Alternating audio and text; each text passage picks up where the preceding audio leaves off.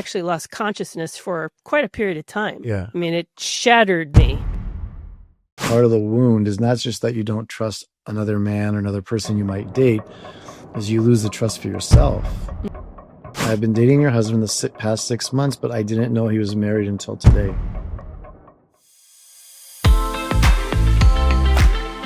What's the impact when you live with a partner who's keeping secrets from you? To answer that question, Gary Katz from the Center of Intimacy Recovery joins us to talk about the impact of deception and betrayal on relationships.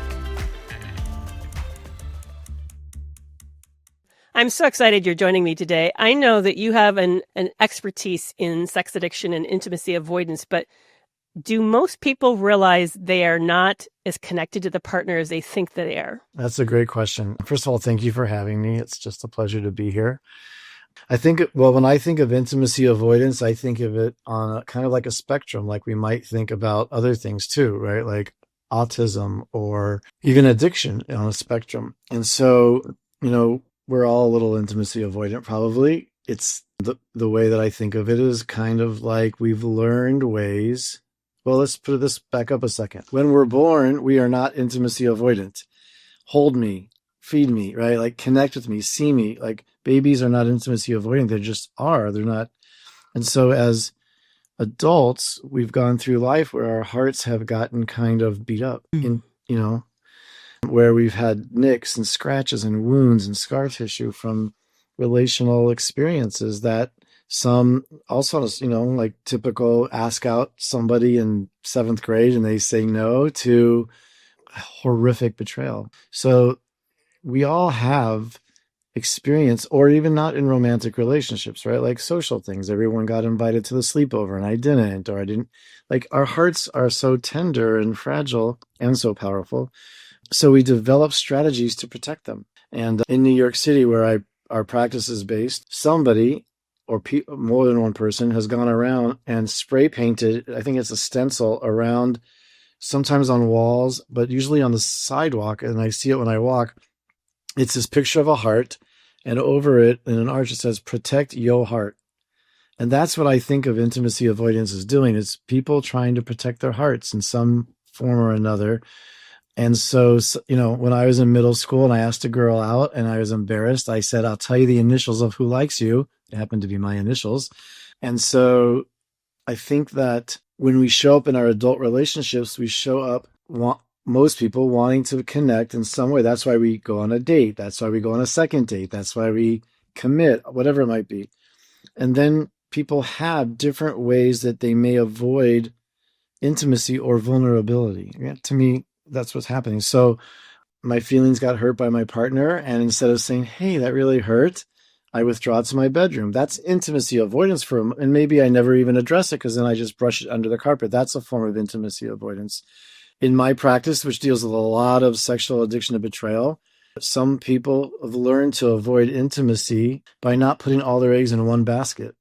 So maybe if I have an affair and in a marriage, this person who I'm married to can't crush my heart because I kind of put some of my heart over here or many over here, depending on the case. That's a more extreme version of intimacy avoidance. Right. Anger is a way of intimacy avoidance. If I'm angry at my spouse all the time, I'm doing this, right? And I'm sure you've had clients who talk. So those are all different types of intimacy avoidance. So we look at it broadly and we help clients explore it in hopefully a non-shaming way.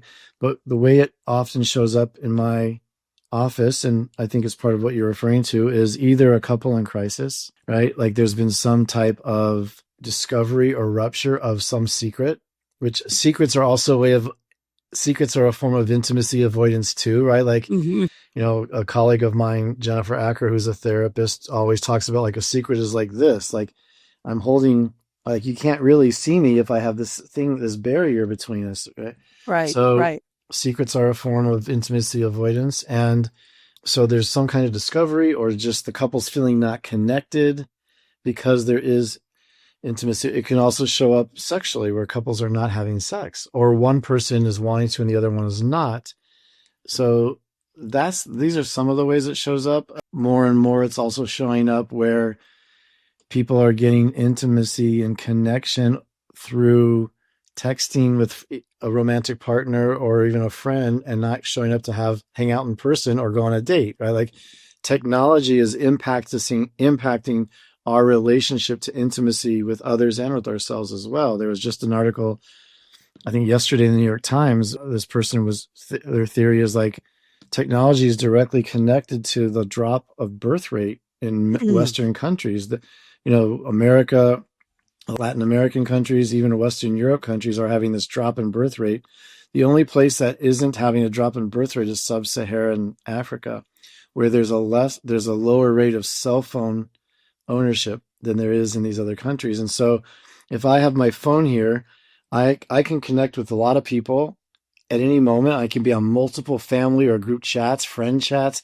I think I have like 7 apps of TV streaming on my phone. I can have video games. I can have the weather. Why would I go out to a party? Why would I go to what people would do before, a bar or a social scene or church even, or a like a community get together to connect when I do it here? So having all this entertainment here causes people to maybe, I'll stay home tonight and not go have connection and intimacy, which leads to we have like the highest rate of people being single between 18 and 34 now, a lower rate of marriage, and then a lower rate of children. And so they really connected it back. They're not blaming technology, but they're just kind of seeing this impact. So I think it's definitely technology is added to it also. All the memes we see of 2 people sitting side by side on the couch or laying in bed and they're both on their devices. They're at the restaurant and they're both looking at their device instead of talking to each other. I've done all those things. Right, we do. Yeah.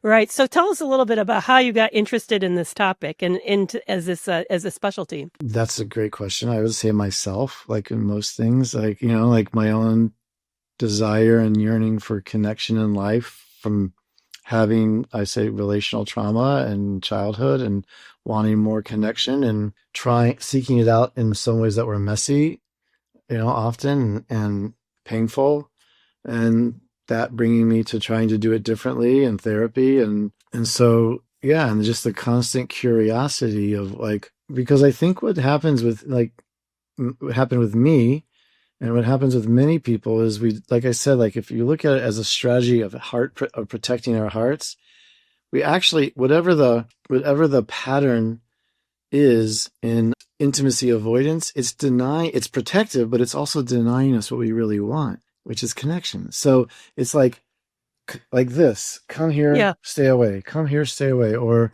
one of the forms that shows up for some people, like they say is like the prickly porcupine that wants a hug. So we all have our own prickly porcupine ways. So for me, I was like yearning for it and missing it. And then at the same time, sometimes seeing how I caused myself to not have it, and other times being totally blind to things I was doing that were pushing people away. So, I spent 20 years in education, teaching kids, wanting that to be a way to help them to kind of have a healthy, connected life, and then eventually transitioned to this as a second career. Kind of the same thing as what I was trying to help the kids with. It's different working with a 7th grader than a adult, but it's really, like the name of my practice is the Center for Intimacy, and it's really the idea, like, what are the things that are causing me to not have the most intimacy with myself? And then what are those things that are causing me to not have that intimacy with you or other people? One of the things that happens in a narcissistic relationship, particularly with narcissistic people, and again, I agree with you, it's a kind of spectrum, and all the way to NPD but there's a lot of people who have narcissistic traits, is that they initially meet somebody and they have sort of this idealistic perspective of what the relationship's going to be like. So it's really they have a connection or a relationship with the fantasy of the person, not the actual person. And I think honestly, any start of a relationship begins with some version of that. We can't not idealize the person. Oh my God, she's perfect. I met the one, right? Like I know. She hasn't, like a friend of mine used to say, like, have you given it enough time to really develop resentment?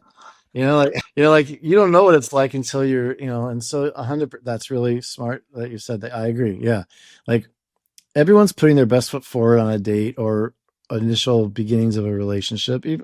And so eventually I think that's why intimacy is built gradually. Yeah. Right? Yeah. Yeah. But with a narcissist, the intent is never to get to know them. That is their ultimate goal. The ultimate goal is protection. I would say to the extreme, they're almost like in a silo. There's a massive barrier of, I want a connection with you, but on my terms, so that I can protect the parts of me that I never really want you to know for whatever reason. And you and I could probably spend a lot of theoretical time talking about why they don't want to be known, but there's an inherent desire not to be known.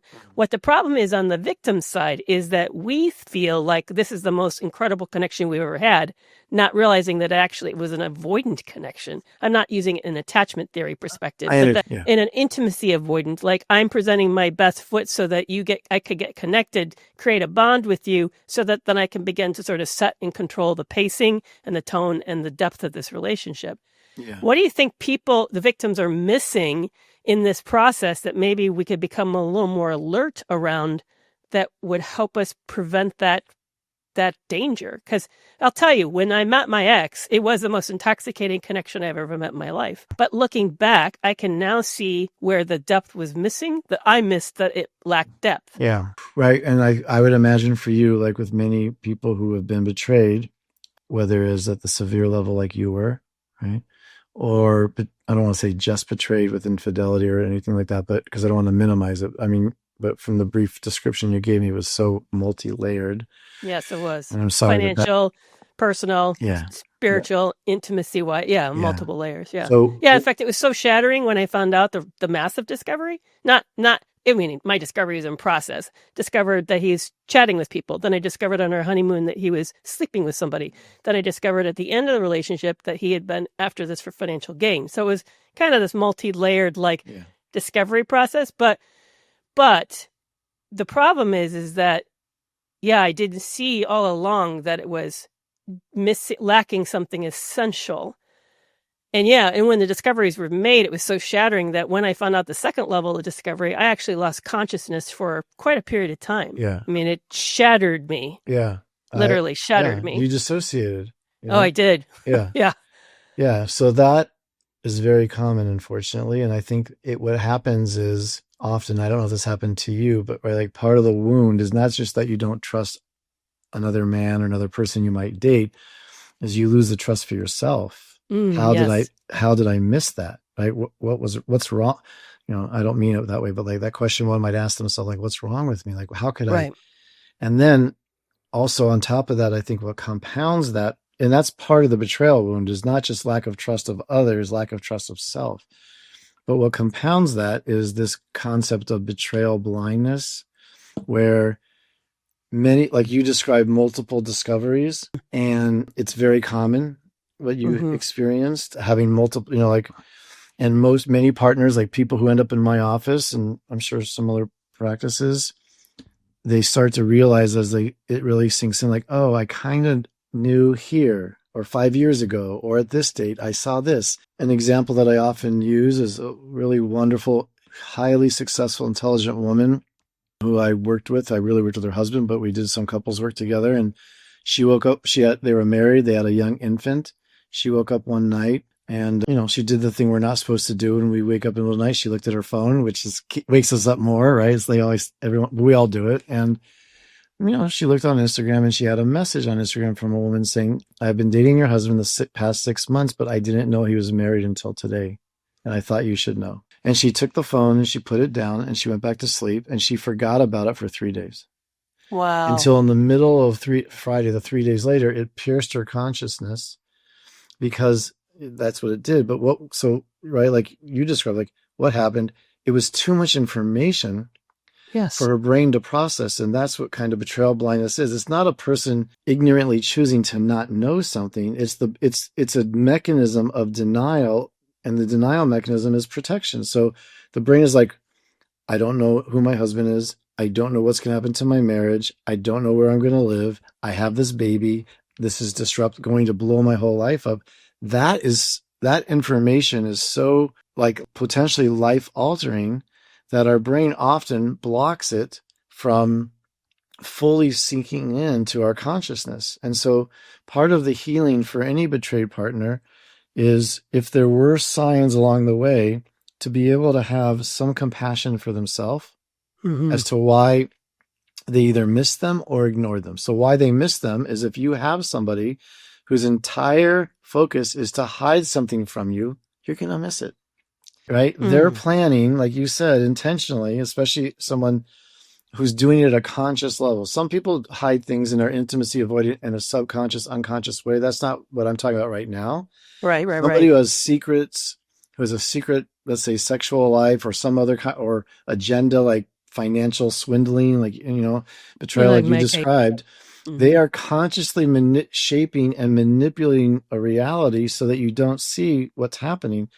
But yet it's so natural to say, why didn't I see it? But we have to really slowly let that sink in and work with the person to understand, like, this person did whatever they could so you wouldn't know that information. Right. But then on top, but the other things are things that they did know, like that message in the Instagram messages, or a client found a condom in her husband's pocket during laundry, and they don't use, right? And like accepted some excuse. Oh, I found it or it was my brother's, or whatever, okay, fine. And give in, helping to have some compassion of, like, our brain is trained to protect us. Yeah. And so it's not that you're weak, the person's weak, or that the person is dumb or, blind. It's literally a clinical term, betrayal blindness, that the brain's denial mechanisms of safety are causing that. And it creates, right? Like, it creates that shame about oneself. Like, how did I let this happen? Why didn't I do something faster? And that's really part of what the healing has to be about too. Yeah, when I got all done and was writing the book, this actually happened near the end of the writing the book. Just to give you perspective, it took me 3 years to write Love You More. So Love You More is a chronological story of what happened over a 3-year period of time. I forgot. Now, literally, it was repression, clinical repression. In the first meeting, I had just inherited all this life insurance from my late husband's estate because I was widowed. And I was uncomfortable with how it felt to come into that. It was very awkward. And here I'm talking to this new guy. And in our text messages before we met, I'm even embarrassed telling you, I inadvertently told him that I had inherited. And when I did that, my first thought was, this is what I now fully remember the whole thing. And I found the messages. Actually, it was a letter. There's letters around it. So I had it. But I inadvertently thought, Kerry, you have now ruined this relationship. You'll never know the motive or the intent of it. And you need to call it off. It's now become dangerous. I immediately repressed that moment and memory and forgot the letters. And I didn't remember it until 6 years later, when I was finishing the book. I recalled that had happened. The repression lifted, and I knew from the beginning that I was potentially stepping into something that I indeed had stepped into. Yeah. And you're right. There was so much shame that I surged. Well, first of all, it's repression. I mean, repression is I don't even know if it's separate than betrayal. Blindness is maybe, I know it's Jennifer Freed talks about it. She has a book called Blind to Betrayal. I don't know if it's the same, because Freud talked about repression, or if I don't know, but I just know that it ceased to be accessible to me. It wasn't like I just chose not to see it. Because when I found out about him cheating on the last night of our honeymoon, because I got a 4 a.m. text in the middle of the night that I read, just like she did. And yeah, it was devastating. You don't go to sleep after that. I remember thinking to myself, you can pretend you never saw this and go on as if nothing happened, and life would go on like nothing happened for a while, or you can go ahead and face this. I remember thinking that, and I thought, no, I'm going to face this, because I can't live like that. That's what I thought. I can't live like that. But here there was another memory that I didn't have access to.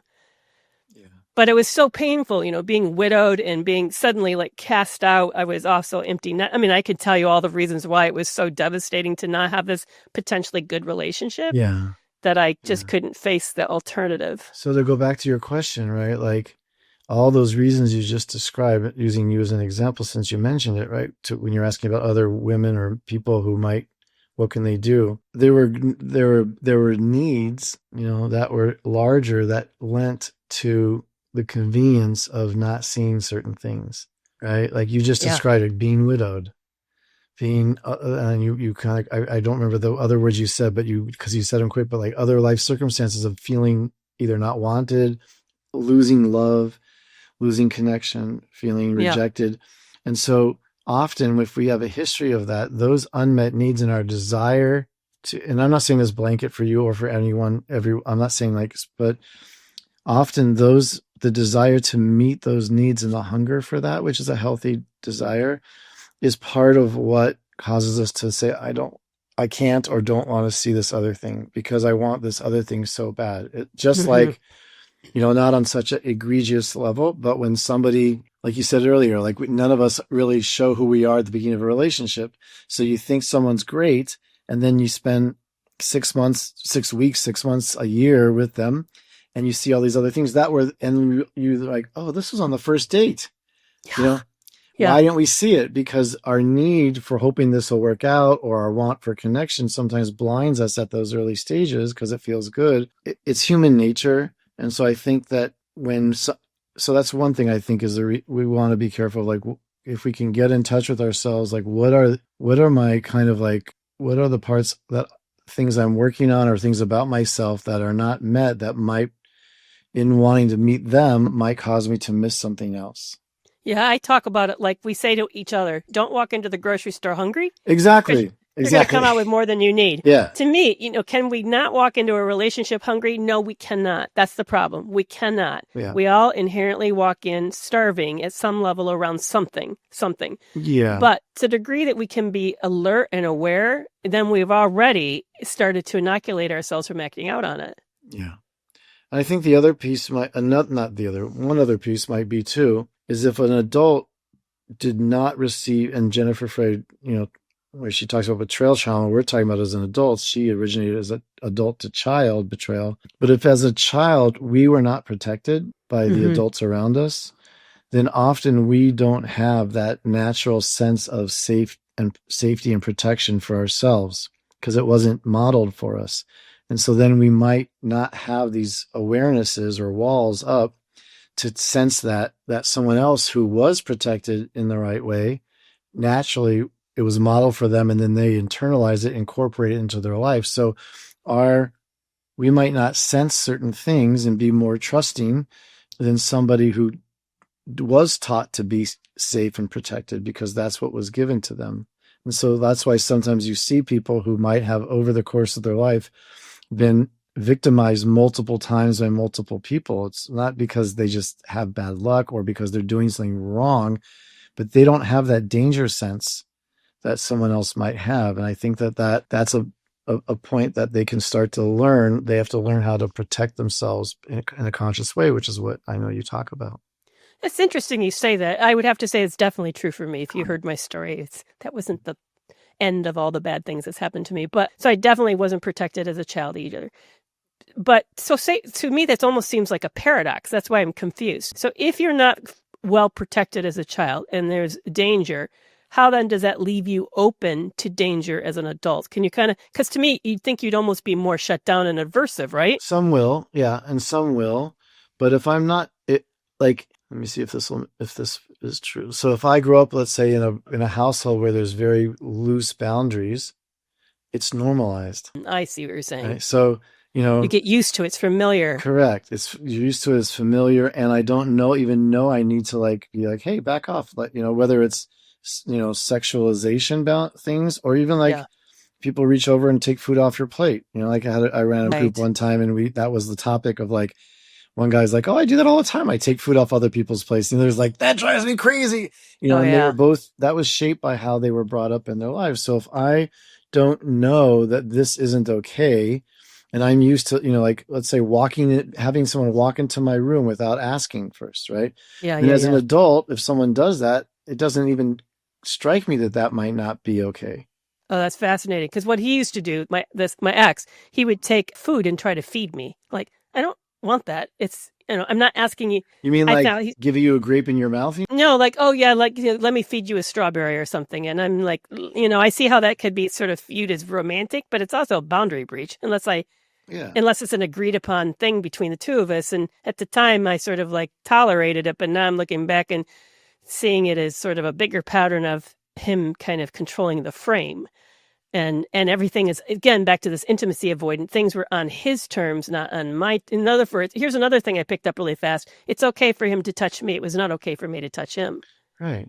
So these are signs that, and it's easy, of course, it's always easier in hindsight to look back. Oh, of course. But, I think, fairness, consent, yes, equality, like these are important things. And if they're not feeling right, we have to learn to listen to ourselves. And so another thing I think that can create this for people, men and women, is if you grow up in a household where you're taught to ignore your gut instinct. Yes. So, you go to your mom as a little child and you're like, Mom, I'm really upset. And they're like, no, you're not. Don't be sad. You're not sad. And so you're being told not to listen to your feeling, or I'm scared. Don't be scared.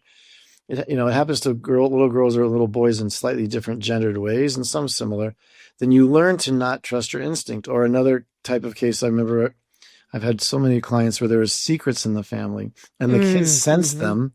So something is up, but they're being, in a way, like it's being denied, and they're being told that's nothing's wrong, but they know it. And so instead, the kid's actually reacting to some nonverbal secrecy, and they get labeled as being anxious, or they develop anxiety because something feels off. Their gut is actually spot on. They just don't know what it is. So one family I knew, there were secret children, previous marriages, and the kids were in the current marriage were not told about any of it.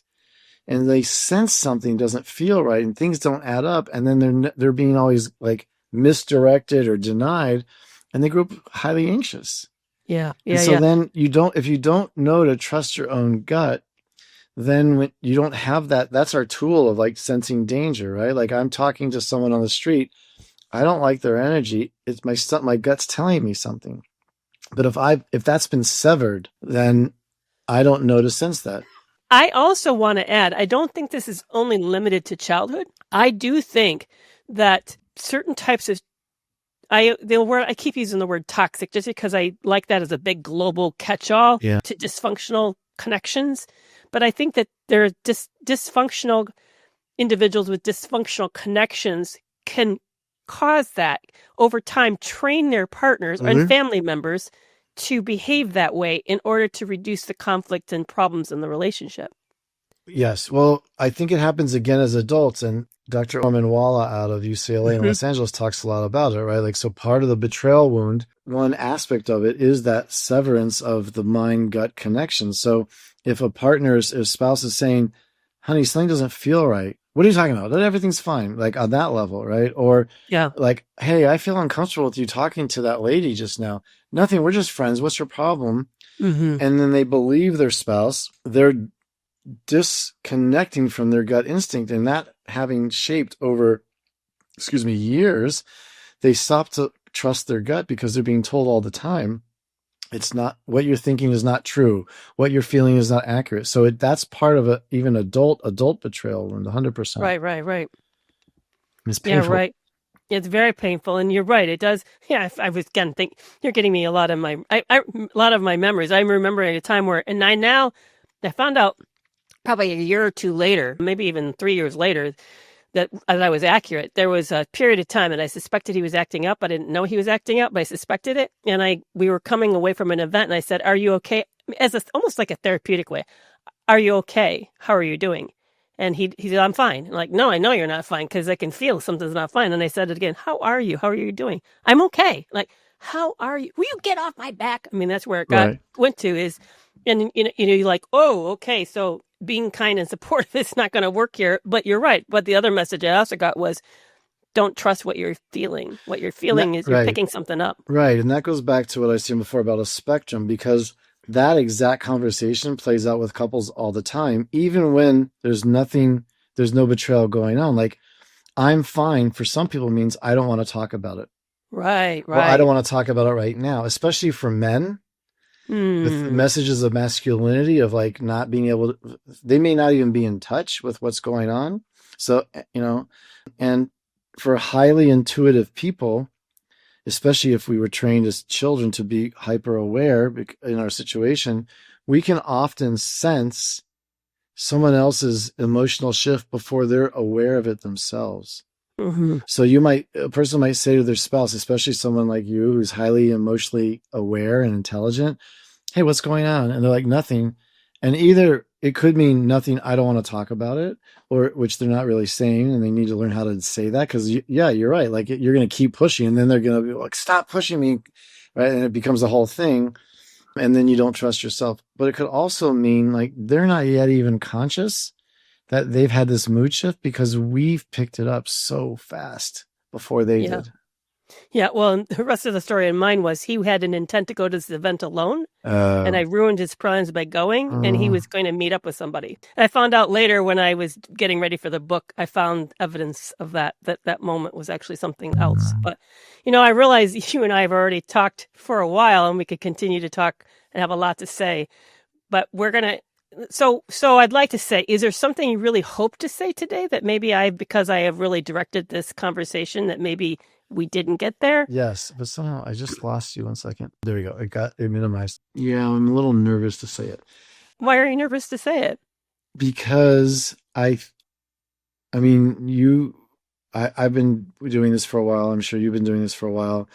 There's been a surge of the term narcissist, right, in culture. And I think that like whenever these things reach they become more known in pop culture, it's a good thing. Trauma, all these boundaries, right? Like it's good that there's a greater awareness of it. But the danger is, I think, that then pop culture tends to shape how society uses the term, and as opposed to an expert. So it's like, I don't know, like a kid is thirsty and they're like, I'm dehydrated. That's a different term than if a doctor tells you in their office you're clinically dehydrated. Correct. And so so all these terms like, oh, this was traumatic, versus a clinical definition of PTSD or something. And I think that that's happened with the term narcissist also. I know it has. Yeah. So like I would get that term would come into my office once every 6 months, a couple times a year previously. In the last year to several years, it's weekly, if not daily. Right. And I think that it speaks to something going on in our society, that it is there. Like, why do these things rise in consciousness? Like there's an issue going on and an increase of an awareness. And then it becomes overly used and mislabeled, which actually then takes away from its power of being used the right way. So right. For example, when you introduced me and talked about, narcissism and sex addiction, I get it used a lot. Like either a spouse or a partner will say, is my husband, is my wife a narcissist? They want to know. Or someone will come and be like, my wife sent me this TikTok about the traits of a narcissist. Not, someone who struggles with addiction doesn't mean they're a narcissist. Addiction is selfish in nature. No one gets addicted to helping someone. And if they do, it's self-serving. So it's selfishness anyway. But so because someone does selfish acts as they act in their addiction, whatever their addiction is, ranging from substances to sex to food to whatever, it doesn't mean that the person is a narcissist. There's, like you said before, they're showing traits of narcissism. So I think that's one thing that I'm just cautious about. Another thing I think is that when I used to teach, and especially early in my career in the early 90s, the medical diagnosis of ADD or ADHD was brand new. Everybody who was being diagnosed they were only boys. I was working in elementary and middle schools, and there were no girls being diagnosed. Now it's been broadened. It's more specific. There's different definitions, and adults now get diagnosed. But at that time, it was only boys. And there's a lot of shame attached to the diagnosis as well. And I feel there's a genderized, like I feel the term narcissist also has now become, it's rare that I hear it about a woman.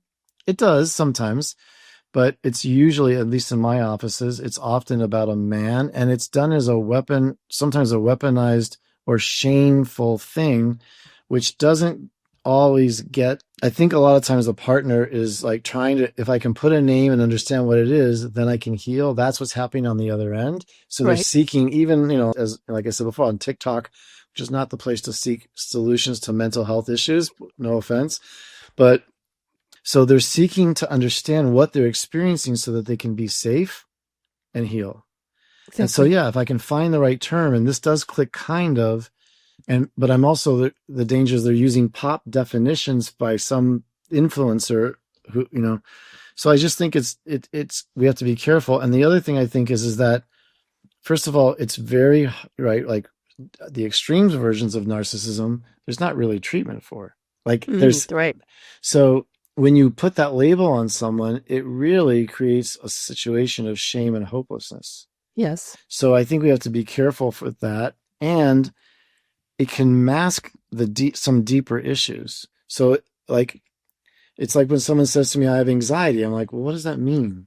Because it means you're fear-based. You don't know how to feel your feelings. They're too, and the same thing. So I can't get to the root when someone says to me in a consult, I have anxiety, until I really know what's going on. And if someone says, I think I'm a narcissist, or my spouse is a narcissist, or my ex is a narcissist, it's not going to, it's a starting point.